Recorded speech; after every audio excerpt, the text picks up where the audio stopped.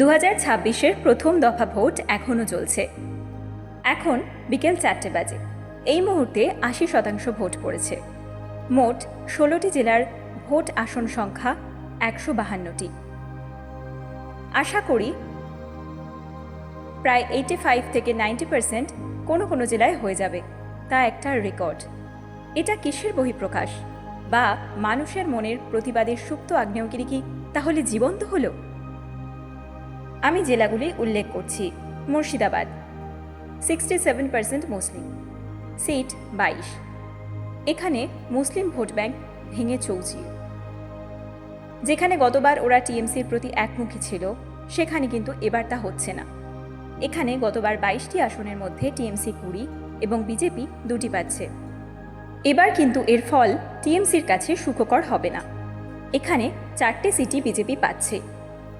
Third front 5টা seat দখল করছে।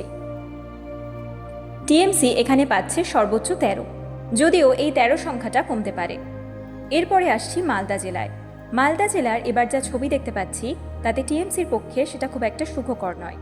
এখানে আসন সংখ্যা 12, মুসলিম মাইনরিটি 51%। এখানে কংগ্রেসের উত্থান দেখার মতো। মিমো এখানে উঠে এসেছে। এখানে বিজেপি 6টি আসন পাচ্ছেই, কংগ্রেস পাবে 4টি। টিএমসি এখানে 2টোর বেশি পাচ্ছে না বা 2টোর কম। এবার আসি উত্তর দিনাজপুর। এখানে মুসলিম মাইনরিটি 50%, আসন সংখ্যা 9।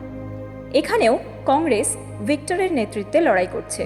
এখানে বিজেপি 4টে অবশ্যই পাচ্ছে, থার্ড ফ্রন্ট 2টো এবং টিএমসি 3টে পাচ্ছে। বীরভূমে মুসলিম মাইনরিটি 30%, টোটাল সিট 11টি। এখানে যা ভোট এবার হলো তাতে বিজেপি 5, থার্ড ফ্রন্ট 1 এবং টিএমসি 6টার বেশি আসন পাচ্ছে না। এবার আসি কোচবিহারে। টোটাল সিট 9টি, মুসলিম মাইনরিটি 25%। এখানে সিটাই, শীতলকুচি, দিনহাটায় প্রচুর মুসলিম, প্রায় 35%-এর উপরে আছে। এখানে যেভাবে হিন্দুরা এক হয়ে ভোট দিয়েছে বা উদয়ন গুহর বিরুদ্ধে যেভাবে স্লোগানের মাধ্যমে হিন্দুরা ভোট দিতে এগিয়ে এসেছে, সেখানে বিজেপি 7টি আসন দখল করছেই এবং টিএমসি 2টি। দক্ষিণ দিনাজপুর। এখানে 24% মুসলিম, আসন 6টি। যেভাবে হিন্দুরা ভোটমুখী হয়েছে, এখানে বিজেপি 4টি পাচ্ছে এবং টিএমসি 2টি আসন পাচ্ছে। এবার আসি পূর্ব মেদিনীপুরে। স্বাধীনতার জেলা, বাংলা মুক্তির জেলা। এখানে মাইনরিটি ভোট 14%, 16টি আসন, 90% ভোট হয়েছে। এখানে বিজেপি 15টি পাচ্ছে এবং টিএমসি 1টি। পশ্চিম বর্ধমান। এখানে মাইনরিটি 13%, আসন সংখ্যা 9টি। এখানে বিজেপি 6টি অবশ্যই পাচ্ছে এবং টিএমসি পাচ্ছে 3টি।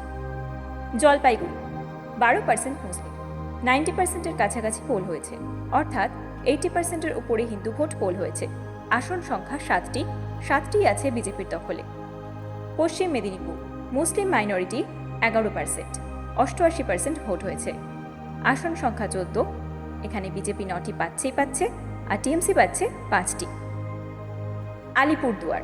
এখানে মুসলিম মাইনরিটি 9%, আসন 5। হিন্দুরা এবারে জাগ্রত হয়ে ভোট দিয়েছে। প্রায় 85%-এর উপরে হিন্দু পোল হবেই হবে। এখানে 5টির মধ্যে 5টিই বিজেপি পাচ্ছে, তৃণমূল 0।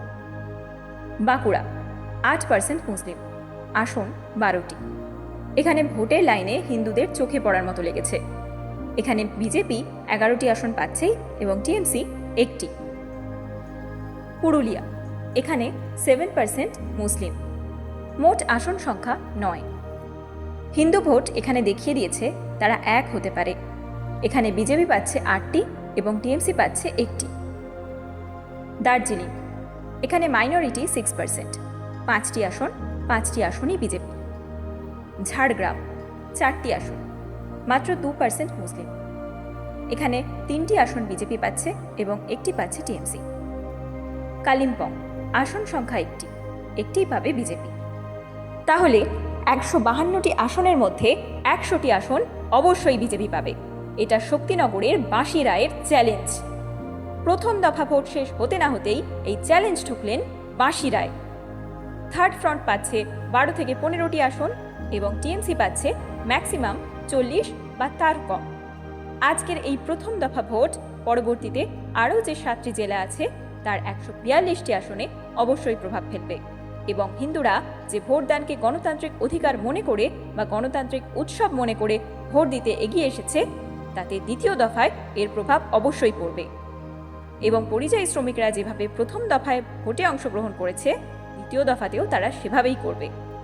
দলে দলে ব্যালটে ছাপ মেরে বলবে, তোমরা যে সব কথা বলো সেগুলো মিথ্যে কথা, বাইরে আমরা ভালো আছি, মাছ মাংস খাচ্ছি, বাংলায় কথা বলছি, এখানে চাকরি না পেয়ে আমরা বাইরে গেছি, আমরা সবাই হাজার হাজার পরিযায়ী শ্রমিক।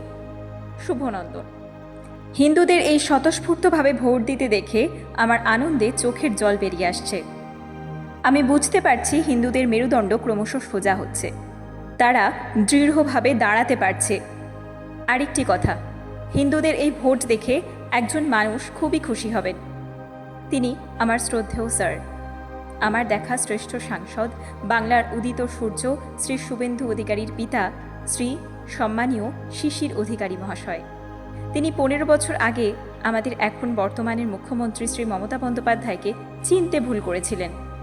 আমাদের শক্তিনগর আলো আজকের লেখা ওনাকে সম্মান জানিয়ে ওনার দীর্ঘায়ু কামনা করে শেষ করল।